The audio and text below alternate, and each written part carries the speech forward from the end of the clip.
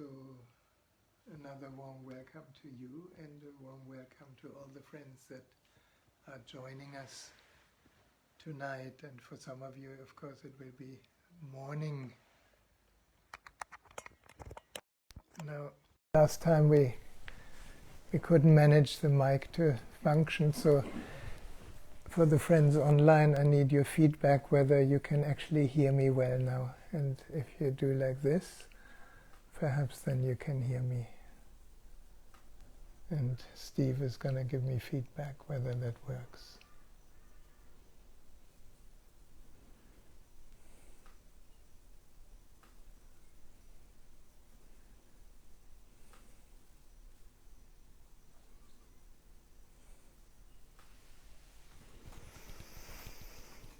Yes.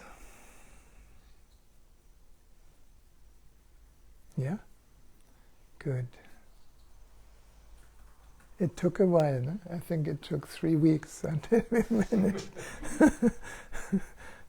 But everything, everything has its own timing. And the moment we have a plan, God has something to laugh about.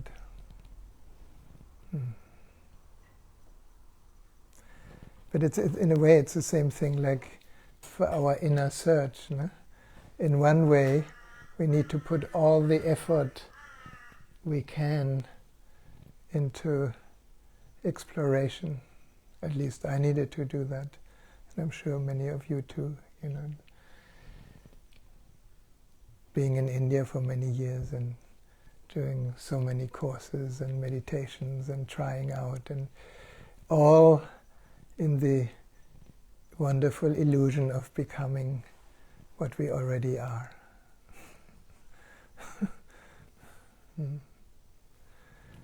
And maybe we have heard that we are what we are seeking. Maybe we have heard it for years. And intellect always says, yeah, I know that. And then we don't know, because the moment we say, I know, it's dead. It's a concept, it's words, it's mind. Is anyone here who was in Pune 1 or 2, India? Only 2 warriors here. I remember the first time I arrived at the ashram, a sign in the front side of Buddha Hall was a sign that now somehow makes much, much more sense. It says, leave your shoes here and leave your mind here. Unfortunately, I don't think we did that. If we did that, we would have already been free at the time, because the only non-freedom is the story we tell ourselves about ourselves. And that is usually not even my story. It's the story we have kind of picked up along our upbringing, that we have picked up in the wonderful training of our mind through the schools and the parents and the teachers and the society. And then we have created a sense of me that in the first place was created because we didn't start as this kind of me. We started as pure consciousness. And then we needed to take the detour of me as a person, as a personality, as a ego, until only one day to realize that that's not me.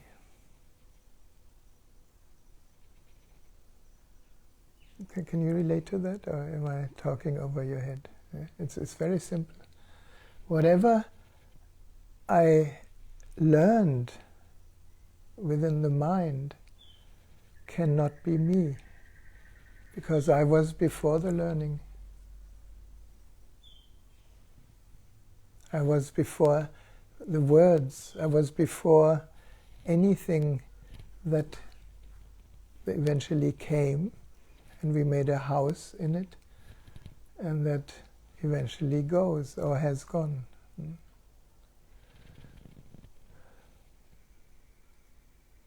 So for me, satsang is kind of one of the wonderful reminders of that.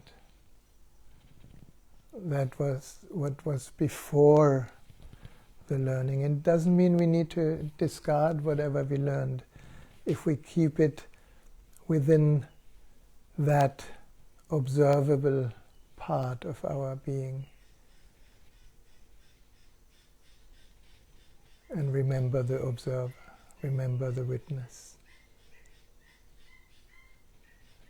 I think from the very first time, I don't know about you where your search started, but the main message from the very beginning that I just didn't get for years was the invitation to witness. Witness your thoughts, witness your feelings, witness your emotions, witness any event, witness all your experiences. So we tried, or I tried, witnessing. But I thought, unless I witness through the mind everything, I also forget. I remember very well, one invitation was to witness when you eat, to watch how you take the food, how you bring it up to your mouth, how it touches your tongue, and you witness the sensation. But I was witnessing it in order to get something out of the witnessing.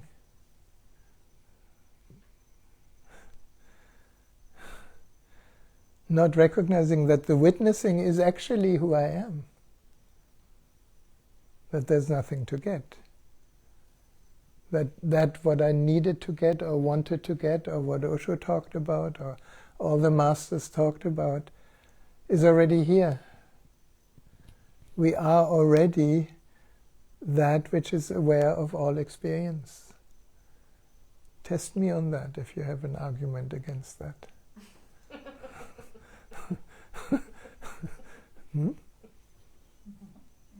Is that difficult? I am that which is aware of all experience. How do I know that? I know it because I can label my experience. The good ones, oh, I'm so happy, I'm so ecstatic. That's what we're usually looking for when we go on the spiritual journey. The path of love and light. What we didn't know is that we also witness our rage, our hate, our possessiveness, our jealousy, all the other stuff. And we learn so early to keep all the other stuff under the carpet.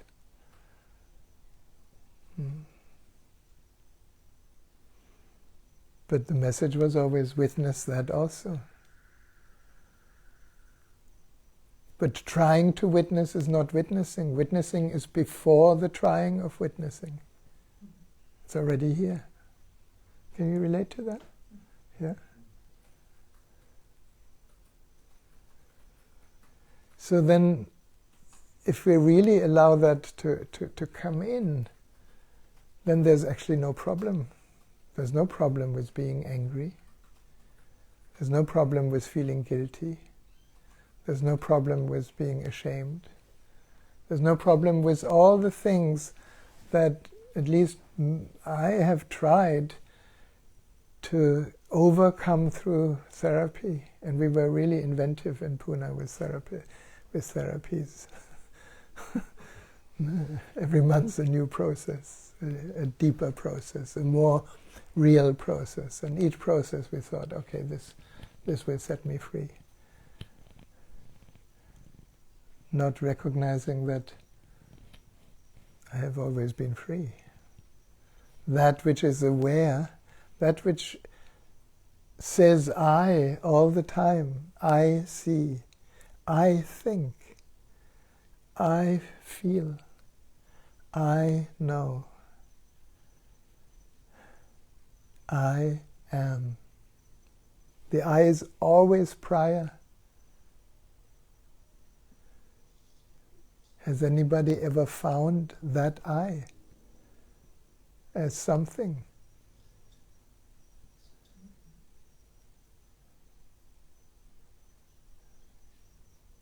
When we really look deep enough, all we find is what the mind feels absolutely uninteresting. There is nothing. Because I is not a thing. It's not an object. It's not a sensation. It's not a feeling. It's nothing in the realm of the senses through which we perceive reality. And yet I'm earlier than that, before that. Are you with me here? Yeah. Now this is actually incredibly profound. It's so simple that we overlook it all the time. And yet, when a certain level of remembering happens, and that usually happens easier through meditation, then our attention more and more, for some of us gradually, and for some of us intensely, quickly, in one go, shifts from the content of who we thought we are to the container, to that which is aware.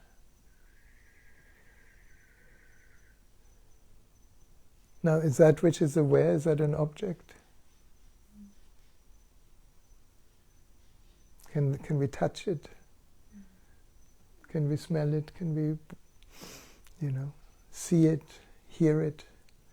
No. But how do we know that? Because we are that. We can try all sorts of dramatic stories to pretend and cover up that knowing, until one day we say, okay, this is enough. Let's just sit here and be that, because we are that already.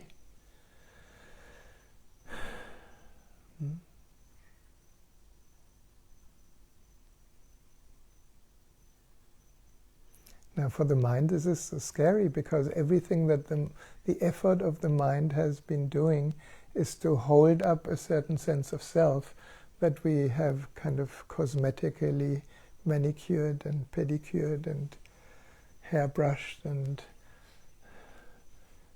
made up. And there's nothing wrong in it. It's like a wonderful theater. No? So for those of us, is there any actor here? Anyone who's been acting on stage or in TV or movies? I think they have an advantage. No? They consciously move into a personality, act out all the drama of the personality, but knowing I'm not that. We're in the same way, Whatever drama this personality is attached to most, that wants to be played. Now, if it's a happy drama, it's not such a problem. But in order for a drama, if you look at any movie, in order for a drama to be really gripping, is the challenging part. That which we try to heal. That which we try to kind of fix. And if you're a therapist, like I've been for many years, it's it's good food. There's so many people with problems.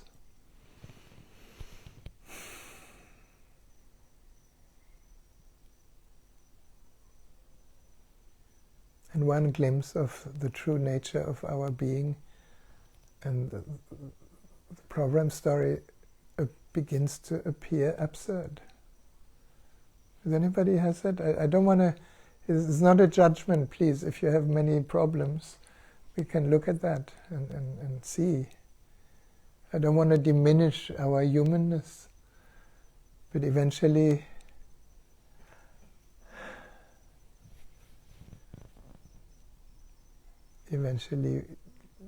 we have to surrender to the fact that we are always the witness of whatever is happening.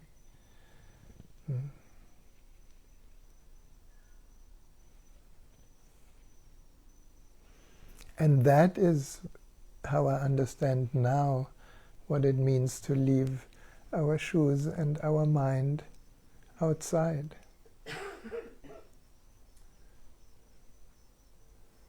What does it mean? It means problems begin from here upwards. I think from here downwards, is there any problem? Nobody can think when there's no head. Think about your ailments and think about your relationship struggles. It's okay.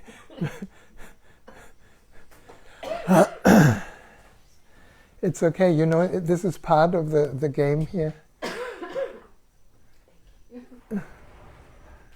Because what I'm saying cancels a lot of beliefs, and beliefs are hanging in the throat. This is why in Buddha Hall, with Osho, we were not allowed to cough. And he was challenging our beliefs constantly. And wherever we were deeply identified, we started coughing, and then we had to leave the hall.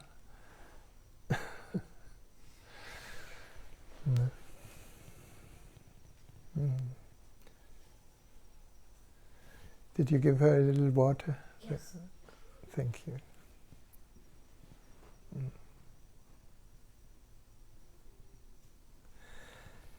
So, what do we find when we leave the shoes and the mind outside?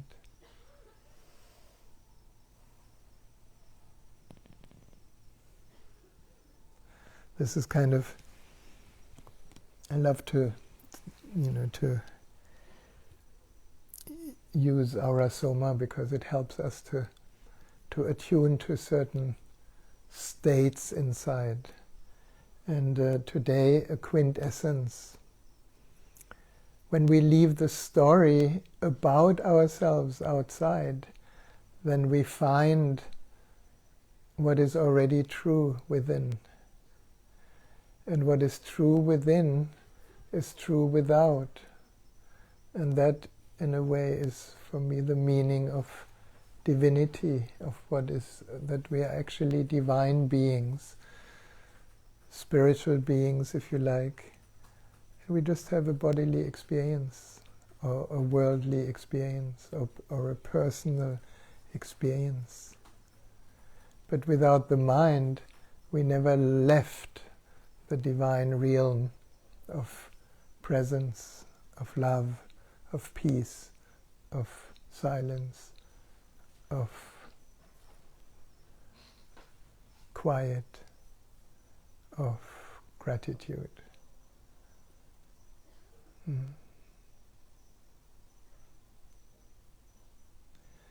So when you leave the mind outside, then love enters here.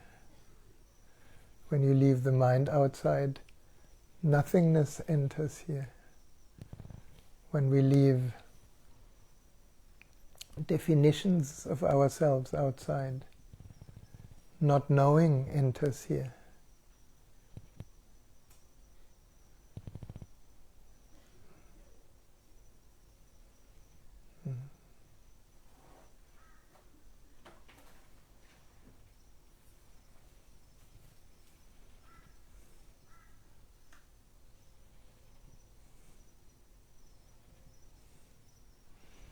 When you leave the mind outside, compassion enters here.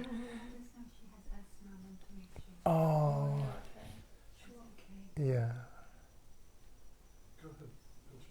Yeah.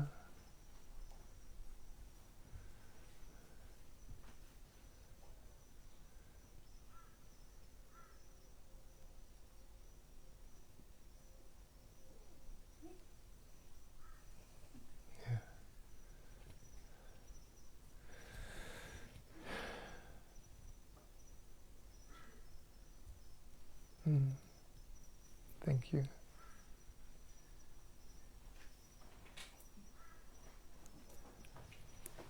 So, the quintessence for today is called Sanat Kumara and Lady Venus Kumara. And Arasoma had this gift to give names to essential qualities within each one of us that then are carrying the names of masters. Feel free, in and out. It's totally fine. And Sanat Kumara and Lady Venus Kumara are apparently masters who have never taken a body. And they're called the divine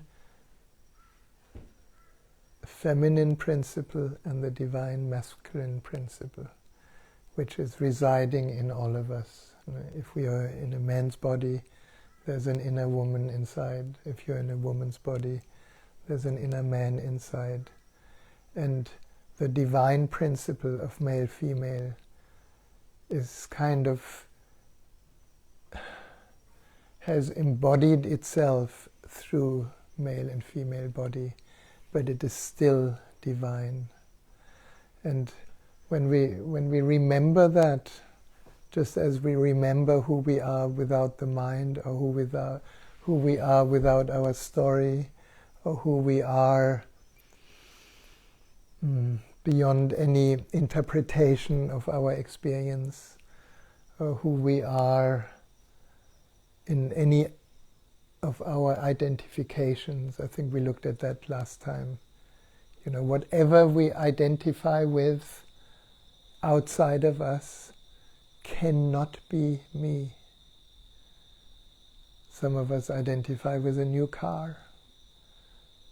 No? We get really sad when somebody makes a dent in our car, or we get really pissed off, which means to a certain extent, I'm my car. Many of us are identified with my money, especially with COVID-19 and no job. A lot of these identities are in panic. It's not the being in panic. It is the personality that has formed around these things that have come and gone. And the more we remember and reconnect to our divine essence, we maybe are more presence than a person, presence than an ego, presence than a story. And then everything that we have learned through the mind is not lost. And yet the expression of it is tinted by our divinity rather than by our ego. Is that too complicated? And when it's tinted by divinity, it is so yummy. Huh? You meet somebody and you see beyond the eyes. You see infinity. You see a divine being. I mean, you just look at Steve. Yeah. On the surface he looks like a really nice bloke.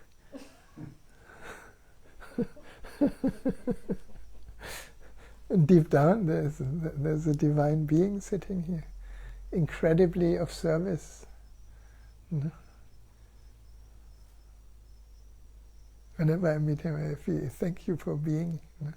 He's such a good friend. But not just him, anyone you see, if you look from there. So I want to guide us through a little ritual, just another way of remembering. If you could all stand up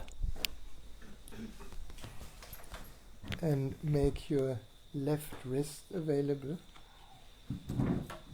And you're going to receive 3 drops. Sanat Kumara and Lady Venus Kumara on the left wrist.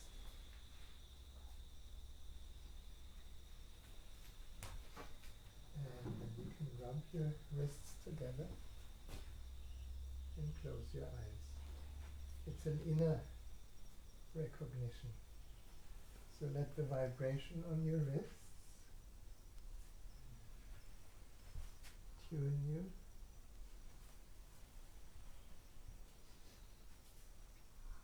to that. I call it before the form, but after the nothingness. I never heard that.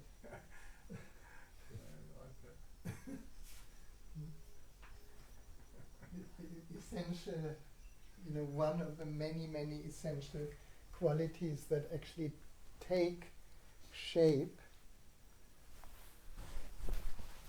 but it's not yet shape or form. It's a more,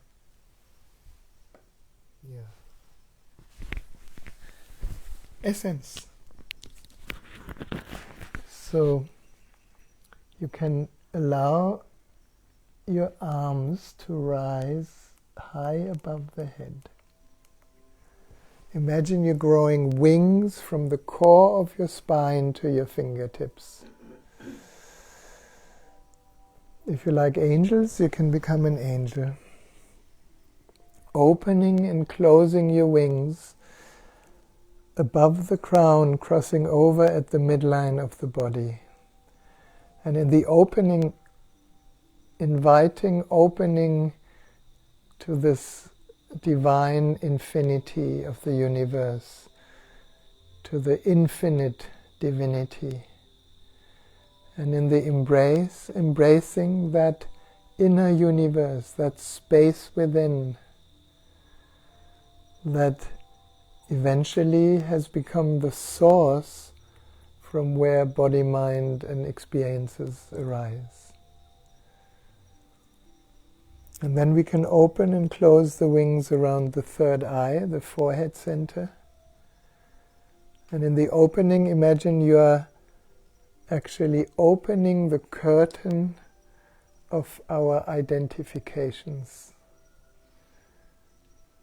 And we can see behind the curtain, and in the embrace, we can embrace that capacity of the third eye to see reality as it is.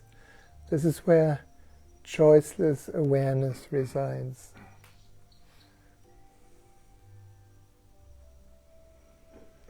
And then you can open your wings and embrace your throat. And in the throat there's another curtain, the curtain of our beliefs.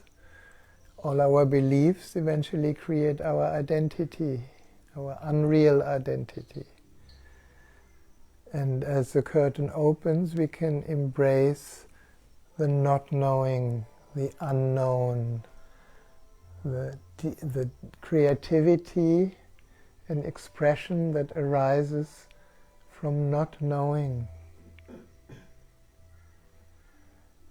And not knowing is like such a vast space. Out of not knowing, the whole physical universe has been created. Every galaxy, every planet, everything in nature came from here, from the not knowing of creation. And then we can allow our wings to open and embrace the heart. And here in the opening we can open the curtain of all our shoulds and should nots that have covered the heart. We wanted to be good, we didn't want to be bad. And that has created a layer over the heart of ideals. In the opening, just letting that curtain open. And in the embrace, embracing our innocence, the innocent, open heart that is closer to love. Or maybe that is love, but this love is space. And you can allow your wings to rest over your heart for a moment. Absorbing that fragrance of Sanat Kumara and Lady Venus Kumara deep in the silence of the heart. And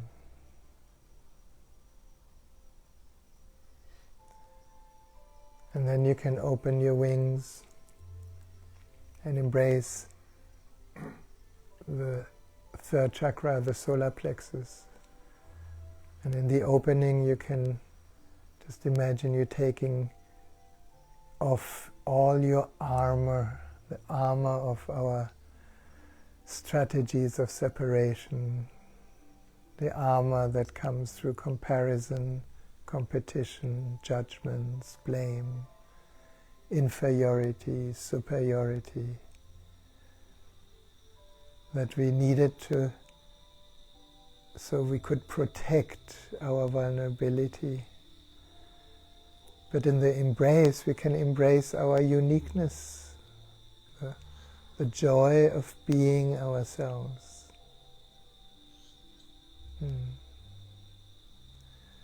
And then allowing your wings to open and close around the second chakra, the lower belly. In the opening unconditionally all our wonderful feelings and all our hurt, our traumas. And as existence is such a healing force, when it can heal all trauma, all we need is a little opening. And in the embrace, we can embrace our deep sensitivity, our capacity to feel, to hear, to smell, to taste, to touch, to be together and to be alone.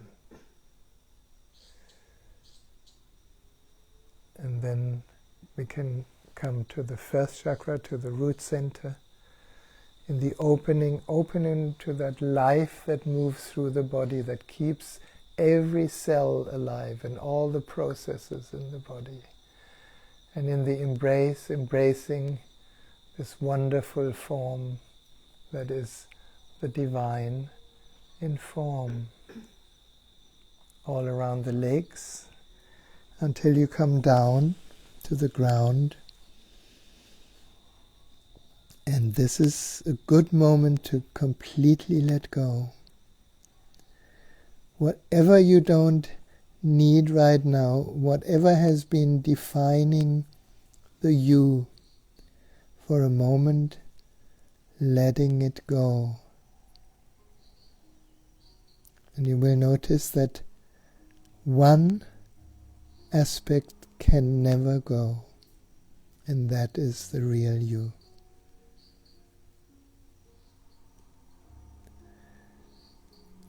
So in a way we give the earth an offering of all that doesn't,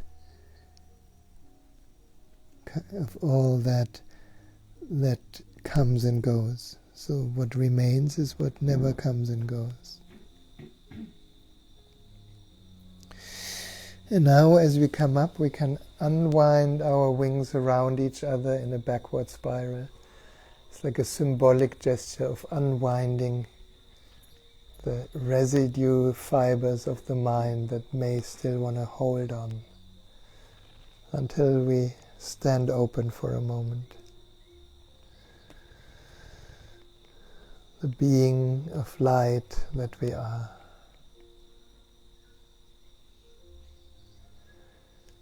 And then we can bring our palms together and the wrists close to your nostrils. And taking 3 deep breaths of this fragrance into the temple of the body.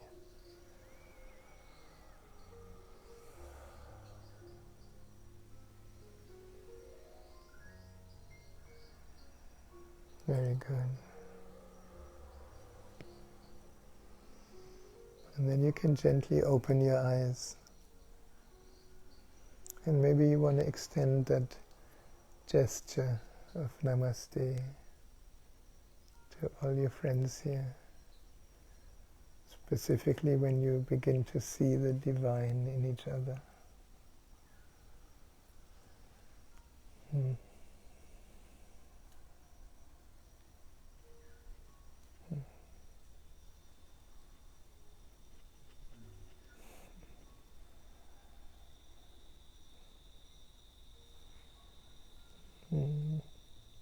Thank you. And we can sit.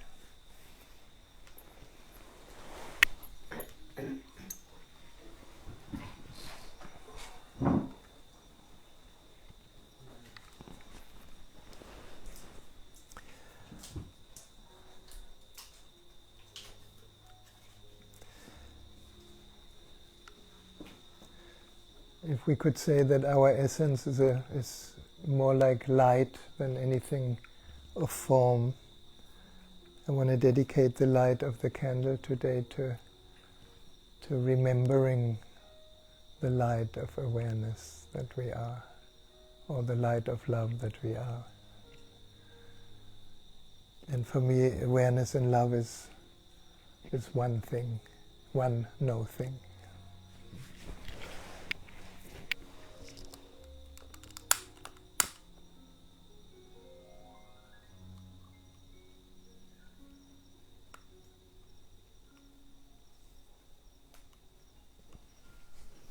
And sometimes it's a bit challenging.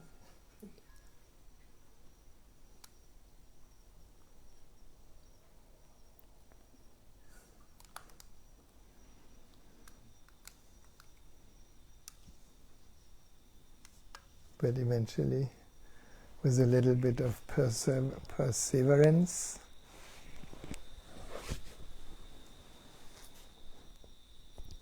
we manage. A little meditation.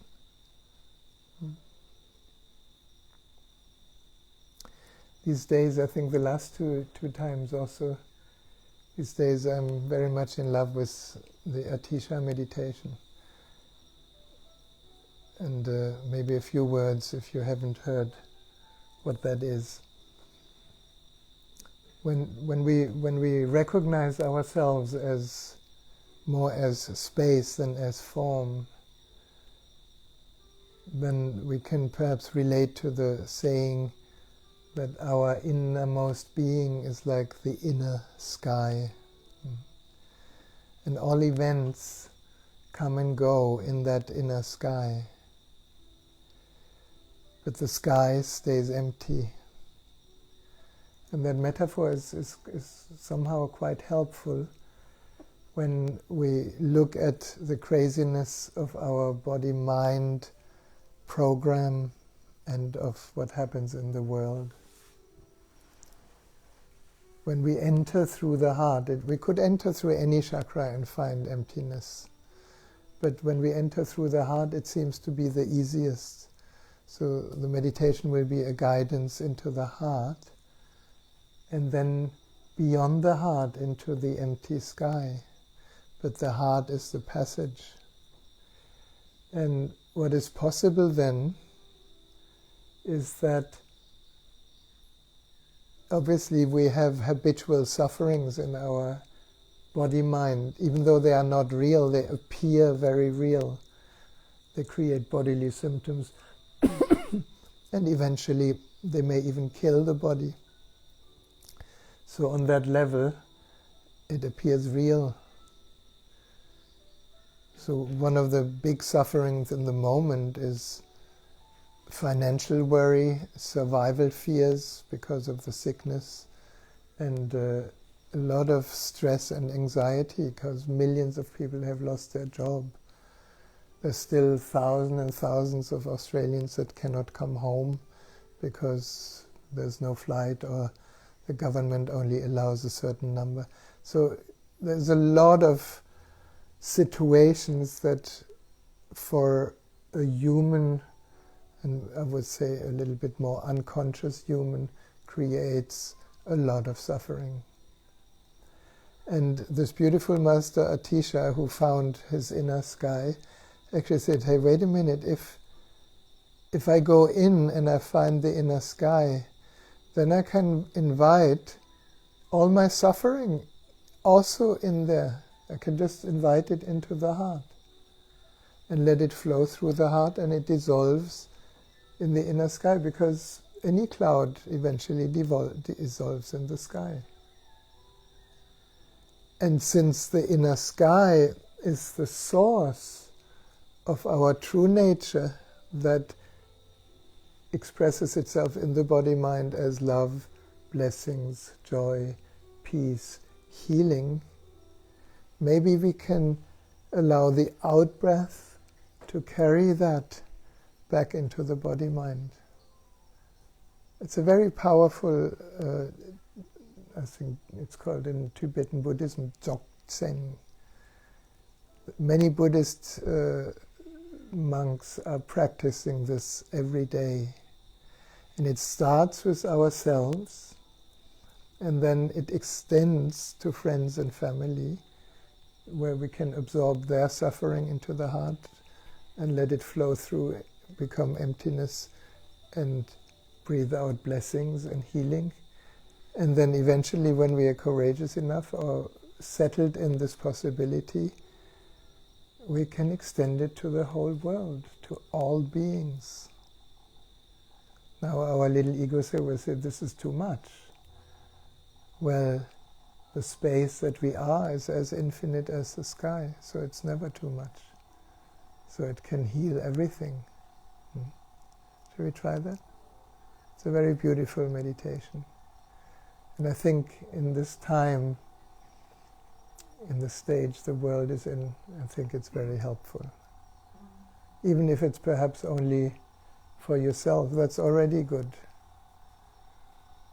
And yet, an open heart naturally moves into compassion, so we can include everyone. Now, with the guidance, some of you may benefit from the guidance, and some of you may feel, why doesn't he shut up?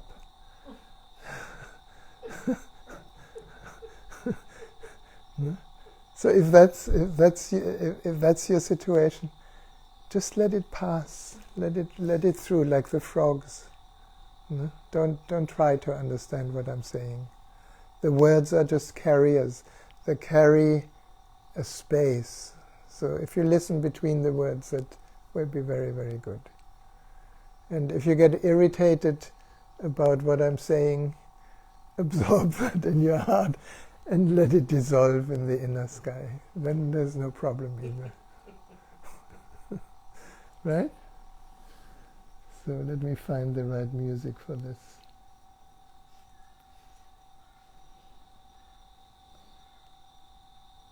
You can close your eyes.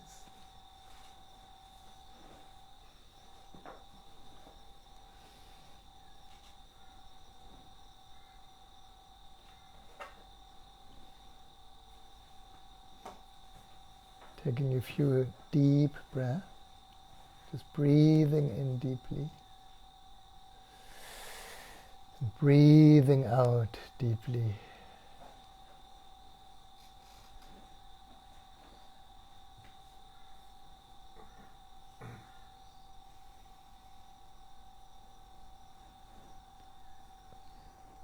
A few more times.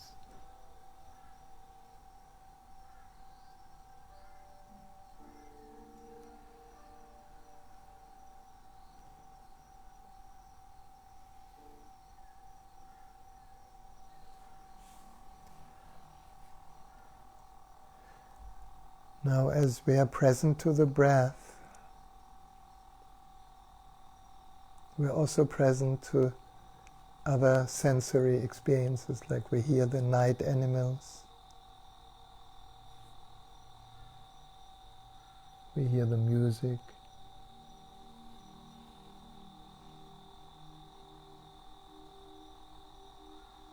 you hear my voice.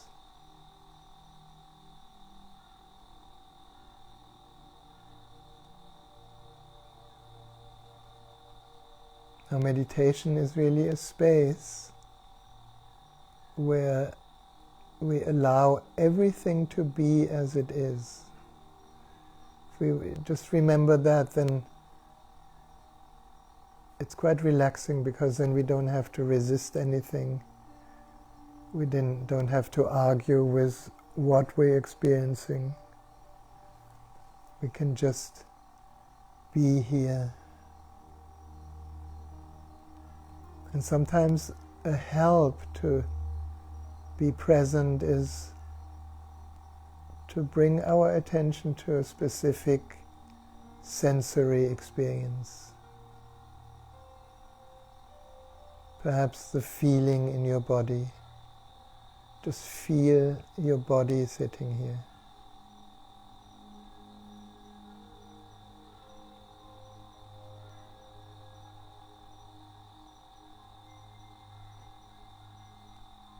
Perhaps the rhythm of the breath, just watching how the breath just naturally moves in and out.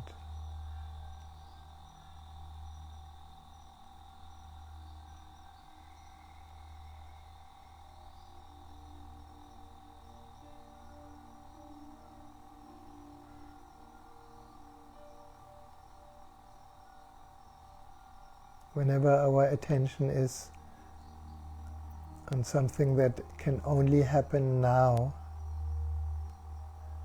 like the body can only be here now, or the breath, or the heartbeat,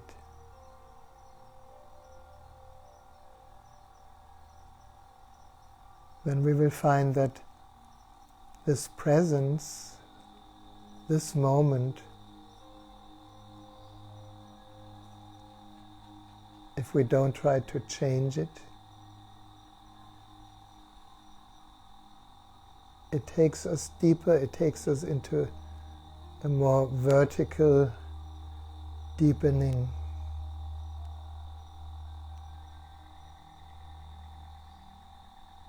And for some of us it may be helpful to take our attention to the center of your chest, to the center that we call the heart center.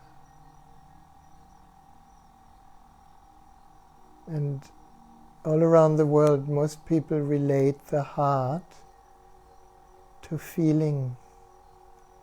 So we could say an outer layer is connected to the feeling side of the being.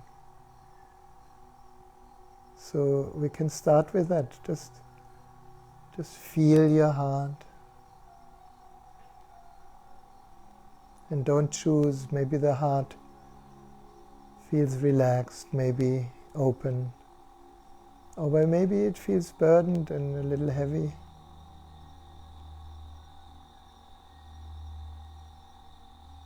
Whatever you notice, don't try to change it.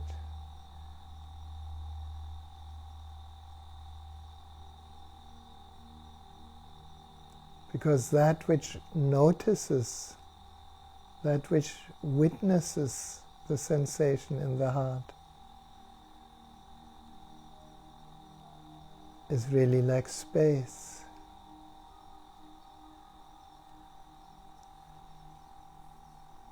So everything that you feel in the heart already has space. It's already held in the truth of who we are, which is space.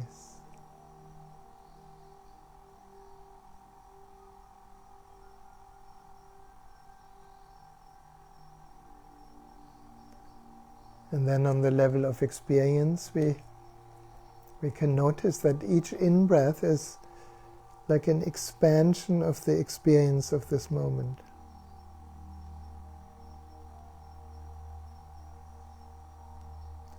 And each out-breath is like a letting go inside.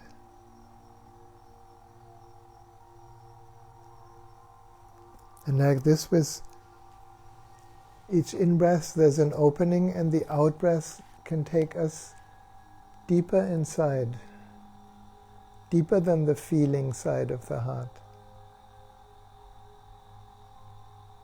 and deeper than the thoughts that move in the mind.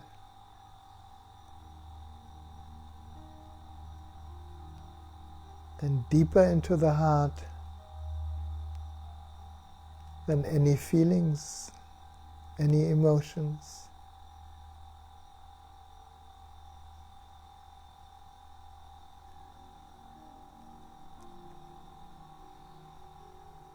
And the out-breath can take us layer by layer, even deeper than the breath. Now everything that we leave on the surface continues. Thoughts continue, feelings continue, breath continues. And yet our attention is deeper. Deeper than the heartbeat.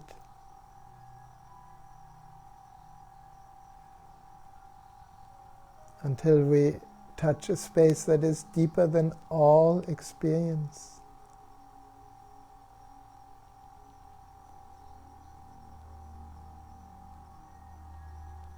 And we ask ourselves, well, who or what am I deeper than all experience? There's no more answer. And yet I am.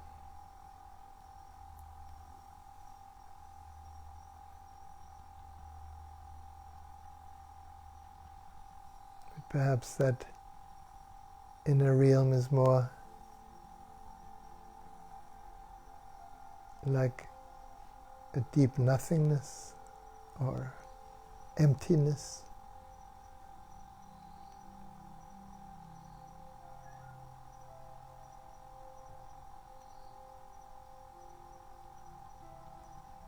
Or we can call it the inner space, the inner sky.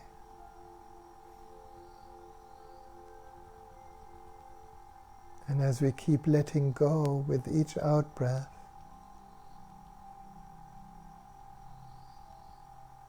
perhaps we discover that this inner sky has no boundaries, just like the outer sky.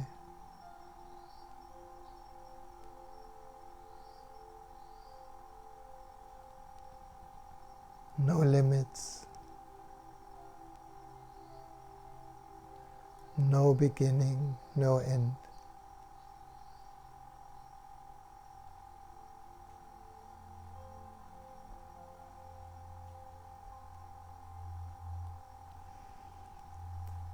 Now this recognition can be used for a deep healing of the body-mind. And it's very practical if you remember any kind of suffering, maybe a suffering that touched you today, a pain, a hurt, a misunderstanding, a shame, a guilt, an unwanted feeling.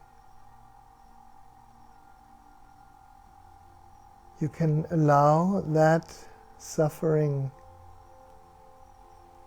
to take the same journey as we just did. Let it ride on the in-breath and enter the heart and flow through the heart and dissolve in the inner empty sky. It's not something we can do. It is a natural phenomenon. Like any cloud eventually dissolves in the empty sky.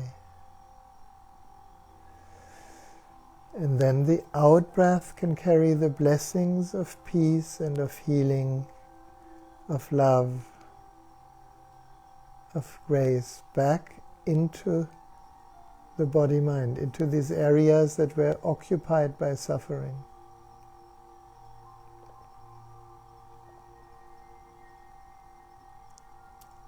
Now, you can invite any anxiety, any worry, any fear, any doubt. Let it ride on the in-breath. Don't Don't do anything with it, just invite it to come in and let it flow through the heart and dissolve in the inner empty sky. It's a natural phenomenon. And the out-breath can carry the blessings of peace, of healing, of love, and fill those places that were filled with anxiety and fear and all these things.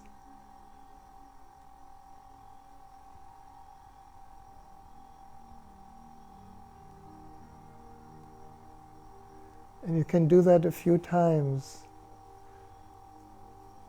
Maybe scan your inner world, or scan the day or the last week, and use any disturbance to explore this possibility.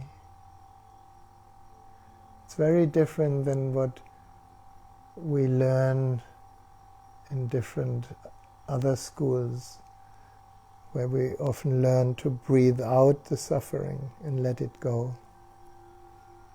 But here we breathe in the suffering, we welcome it, because only here, only in the depths of our innermost being, it all dissolves. And please don't believe that. Let it be your experience now. Riding on the in-breath, inviting all suffering into your heart. Let it flow through. Dissolve in emptiness. And breathing out blessings. Love, peace, silence, compassion.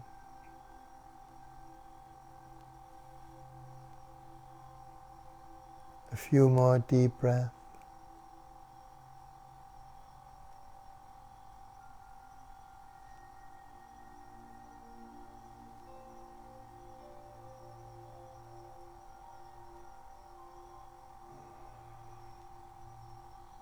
And then, when we are familiar with this possibility, we can extend the heart to friends, to family, to people close to us. There's a lot of suffering around us, a lot of complaints and blames and conflicts. If you're aware of any, just allow yourself to invite their suffering into your heart. And here it's important that you don't hold it in your own energy system. You just let it flow through the passage of the heart into the inner empty sky. And here it all dissolves, and the out-breath can carry the blessings of healing, of peace, of love back to the friends and family.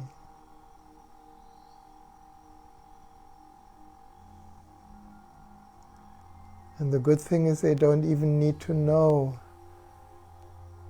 that that's what you're doing in the moment.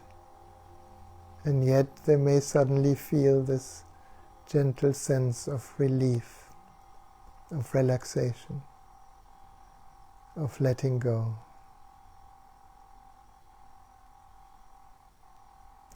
So breathing in suffering of family, friends. Let it ride on the in-breath, just flow through the heart and dissolve in the empty sky.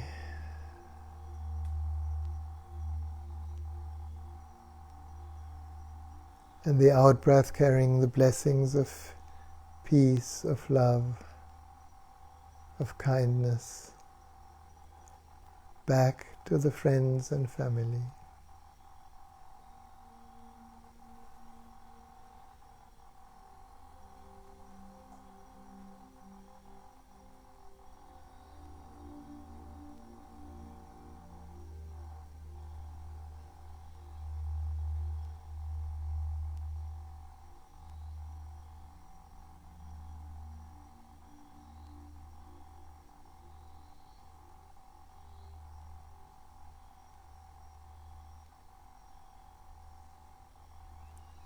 And take a few more breaths.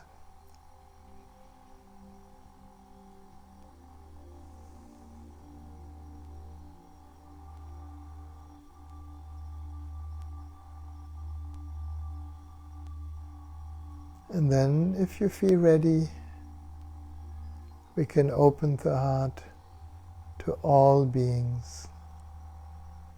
And yes, there's a lot of suffering around the earth.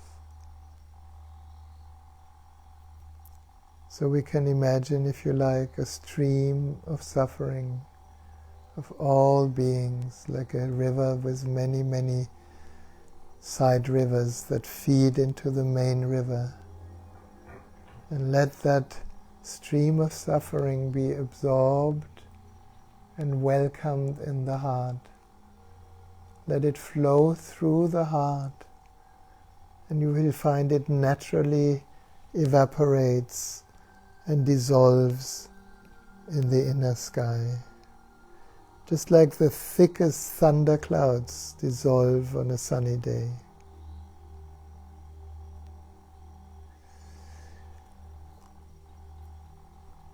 And the out-breath can carry the blessings of peace like a stream that flows out of your heart, connecting with all beings around the earth. Because ultimately there's only one being, one presence, one space. So breathing in the world's suffering, let it flow through, dissolve in emptiness. Breathing out a breeze of blessings, touching all beings in love, in gratitude, in healing, in kindness. Deep in-breath and deep out-breath. And a few more times in your own rhythm.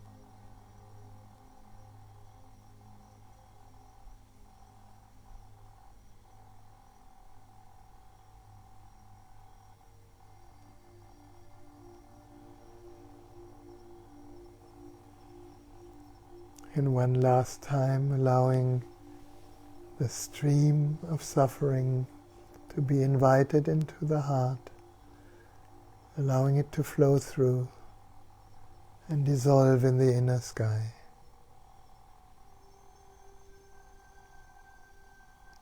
As the infinite, formless source is the source of all creation, of all healing. So the out-breath can carry a wave of blessings around the earth, touching all beings, healing all beings.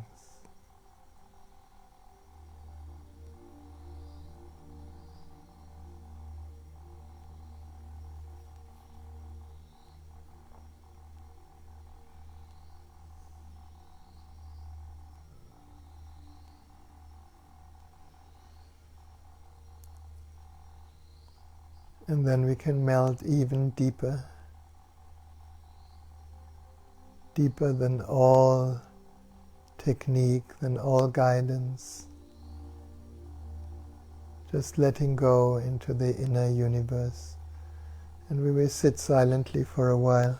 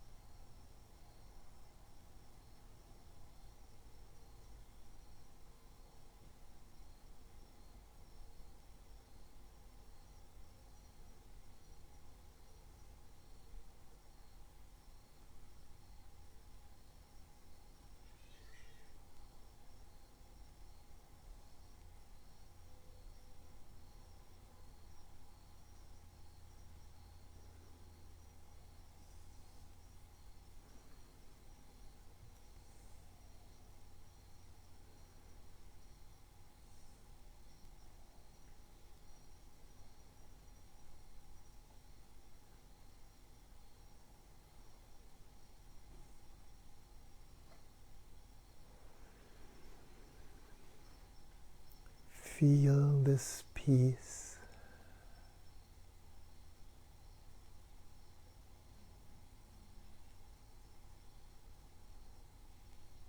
It has always been here at the core.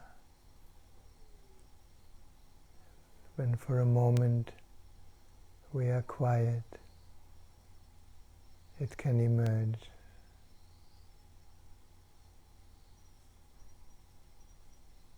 Feel perhaps that subtle joy for no reason here, not created by any event, but simply arising from within.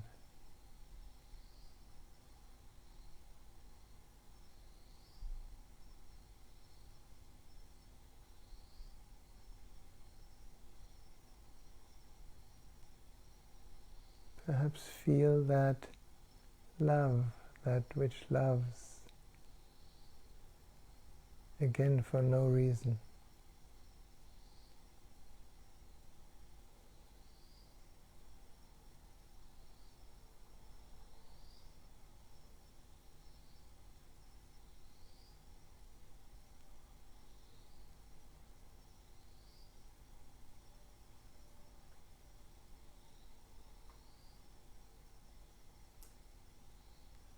Peace, love and joy cannot be created. They are already our core.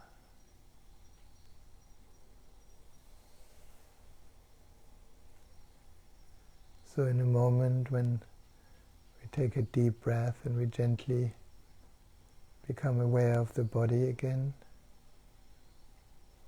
just bring with you these perhaps formless qualities. Bring them with you into the form.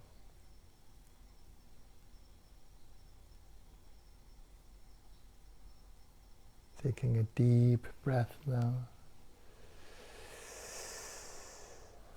Maybe moving the body a little bit, just to see that life is still wonderfully flowing.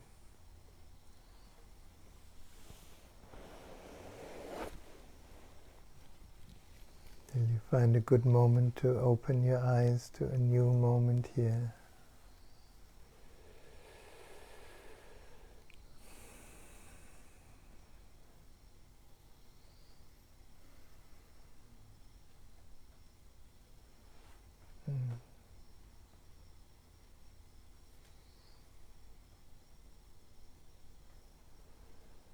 And another deep breath and a good stretch.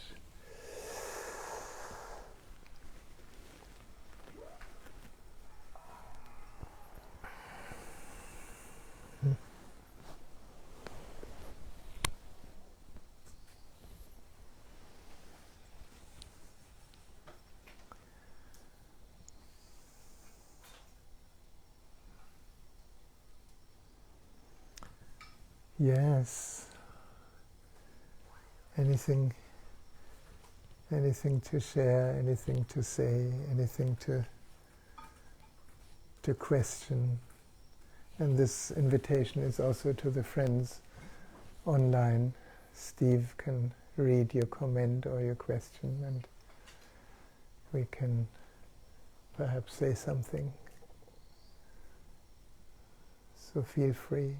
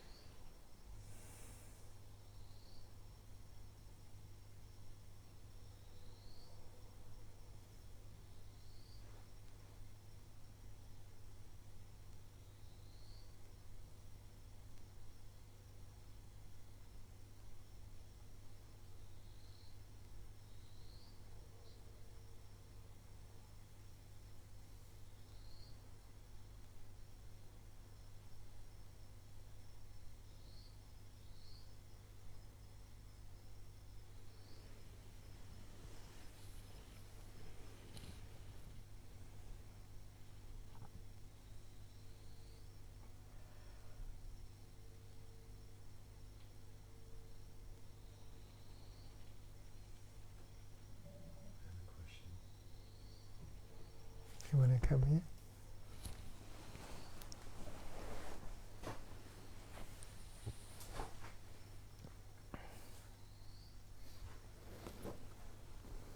Hey, what's your name?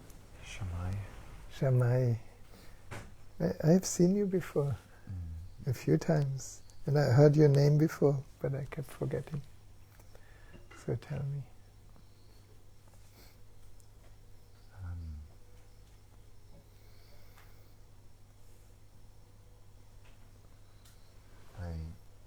Well,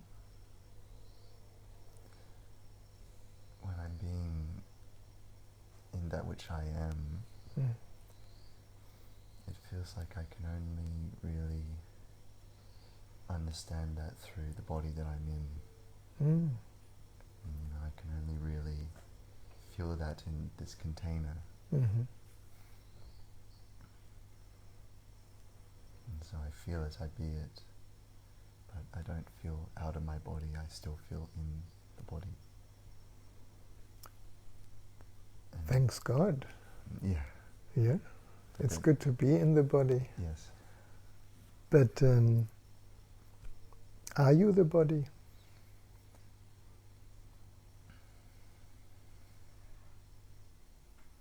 I don't know. I mean, if you notice what you said, it's like, I can only be myself in the body. So somebody must be there that watches this, that is aware of that you can only be in the body. Who is that?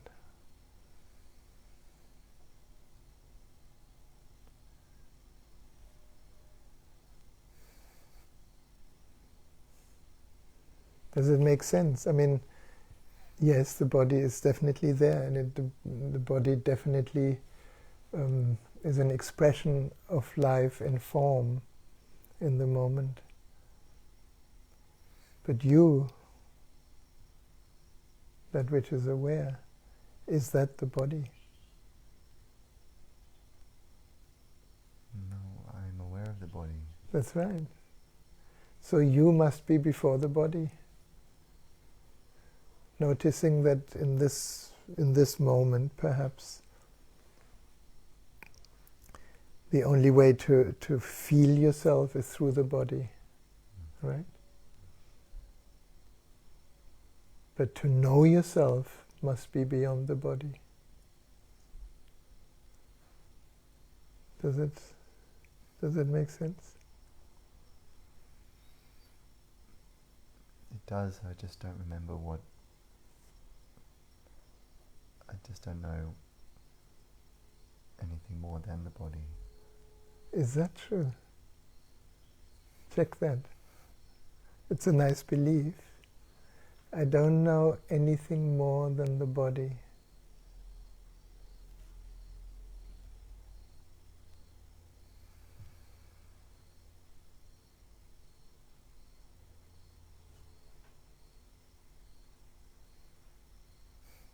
Yes.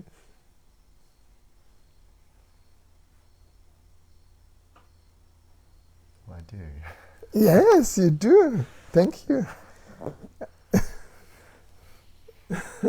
And obviously, we're sitting here after a deep meditation, and it's almost impossible to say anything. So it's in a way it's a tricky situation. First we go into deep meditation, then I ask you to say something. So I'm always, I think maybe it's a wrong question. Maybe obviously there is nothing to say, because that which is more than the body is maybe not a word or a sentence or a concept or an attribute or something that can be perceived through the senses, and yet it is so real.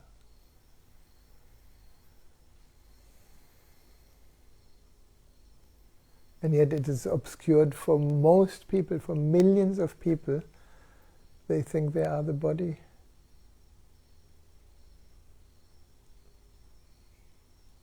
And yet everybody says, my body, my body.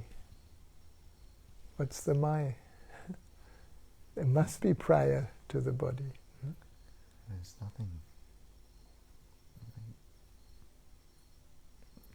There's no label. There's no more label, and yet something that says I is always here, isn't it? Body, body was young. Body is still young, gets older, eventually body dies. But I, that which is prior to the body. Is there any time in your life where that I wasn't there? It's quite an amazing, inquiry inside. Suddenly you realize I've been always here. And the eye isn't aging as well. The body is aging, but the eye is aware of. That's right. The body aging. And you find that probably, here we are more middle-aged and older people except you, but I hear that so often. It's like when people say they look in the mirror and they see not how they feel. Anybody has that? It's like, I look in the mirror, I see my father. I don't feel like my father. I feel like pretty ageless. So everyone has a level of awareness in that, but dismisses it as something completely unimportant, and chooses the identification that can never be stable, which creates all the suffering in the world.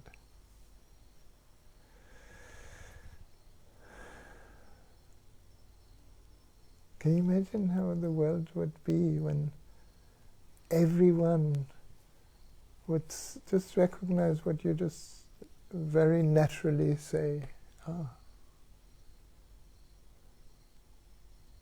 I'm still here, even if anything else changes. And then we can enjoy the change.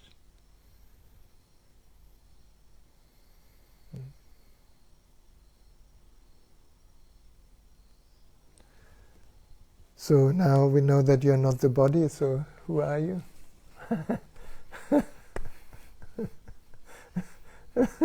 No, I'm no one. I'm nothing.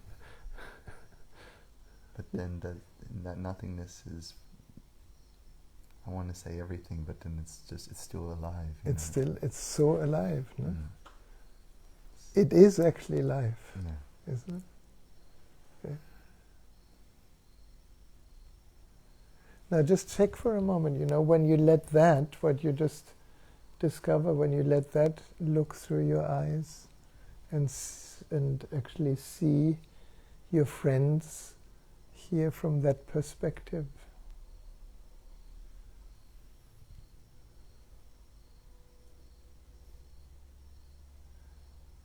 Because then you're looking from that which we all have been seeking.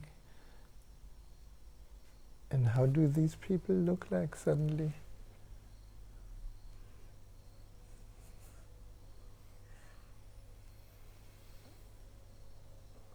No, it's nothing to describe. I can't. You can't describe, no?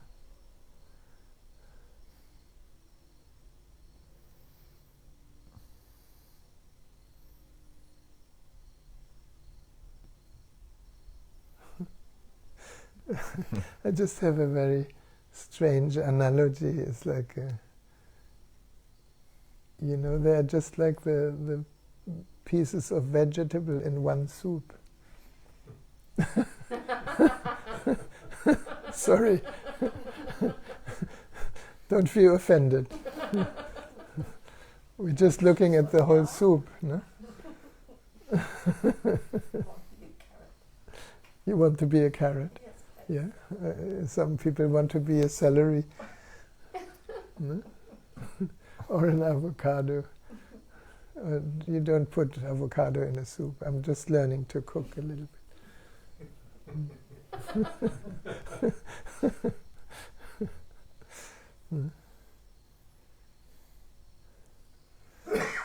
And perhaps suddenly you see the same I that we speak out every day, and it just has a different form. Okay, do you have that sometimes? It must be. It must be, yeah. Well, I don't want to make a theory out of it. I know. Just allow that it's a great beginning. Allow that what you just started to become aware of, and play with that a little bit, and see how everything that you look at will actually have a different quality, because it's all an aspect of you. And maybe too much of what I'm saying right now, but that's where it leads. I think that's the one thing that, as much as I can acknowledge it within here, it's still a theory that I say it must be, because it's just... It must be, no? But I don't, somehow it can't be acknowledged for some reason. That's okay. That's okay. It's more like a pointer or an invitation that when it's happening, that it's so surprising and yet it's so familiar. Because obviously that which is aware of your experience, is that different from that which is aware of anyone's experience? The experience may be different, but that which is aware, does that have any boundaries in you? So if that which is aware doesn't have boundaries in you, can it have boundaries in your friends here? No.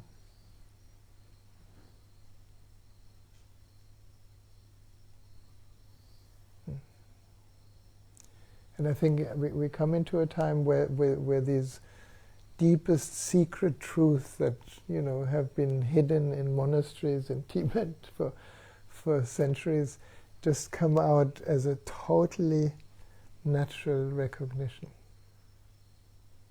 And I think that's a big hope for humanity. But it starts with you.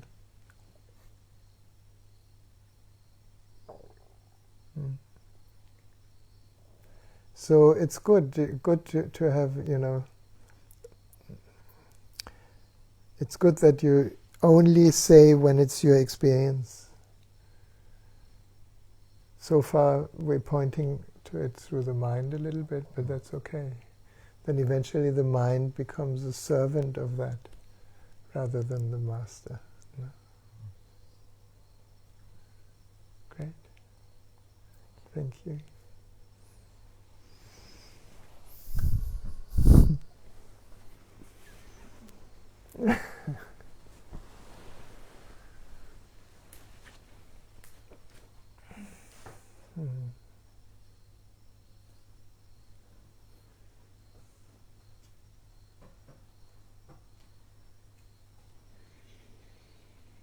Yes. Anyone from outer space? Nobody? Maybe I need to start these things differently, because when we go in deep meditation, of course there's no more mind. There's no more story. There's no more question even. And there's no more answer. It's a great thing. It's the best. It's the best, isn't it? It's the best. Don't need to do it different. Yeah, I'm just joking a little Good. bit. Yeah. No. Because for me it's also the most beautiful. We just sit and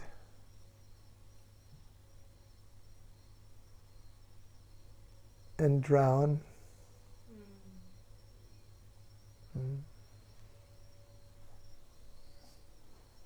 We left the shoes and the questions outside. You left the question outside with the shoes. Great. So maybe there comes a time where we just sit silently.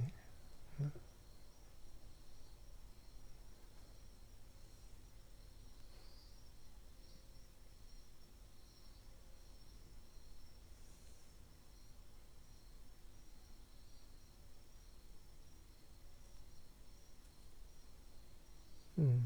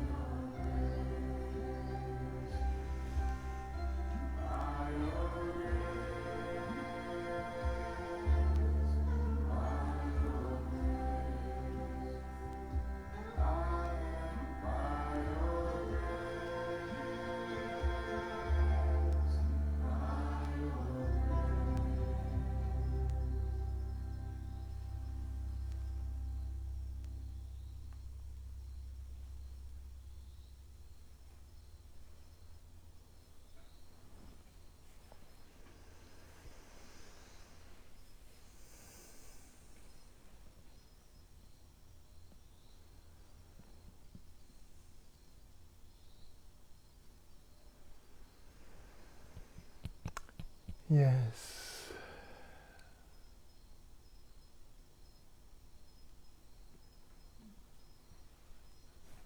Thank you.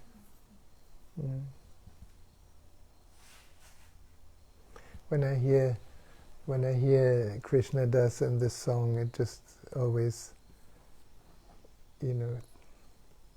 it's another way of leaving the shoes. Instead of leaving the shoes and your mind in front of the door, you leave the shoes and your mind with the Master. So the path of devotion, in a way, for some of us, in the West is not so common, but the devotion, in a way, gives that false sense of self, gives the ego structure and all these identifications to the Guru, and you're also empty. It's not such a common thing in the West, but I remember, being at the feet of Osho in these times. I could have died for him. So when he left the body, I thought my life is finished. And of course it wasn't. I was still in the illusion that there is actually somebody dying and somebody living. But if you have a devotional heart, it's not so easy to find a guru these days, and maybe it's not needed, because consciousness is a lot higher. But it always touches my heart. So today we don't need to clean up, because tomorrow we have all the couples from our last Tantra for Couples course and having a little reunion. And I made a new brochure, so if you have friends who are a couple who want to learn about falling in love, actually rising in love, bring them a brochure. There will be one course in March, still quite a bit of time. Next Friday will be no satsang, because I will be in South Australia. We're going to have a week of walking in that most southerly place of the Australian mainland, and I heard it's very beautiful. I haven't been there. But then in 2 weeks we continue every Friday evening until further notice. I don't think I can travel soon. It doesn't look like it. There's so many people waiting to come back and cannot come back, and I don't want to be there. So it's beautiful to continue something here. Have a wonderful evening. Thanks for your presence, and it's gorgeous. There's tea and cookies outside if you want to kind of slowly get back into the world.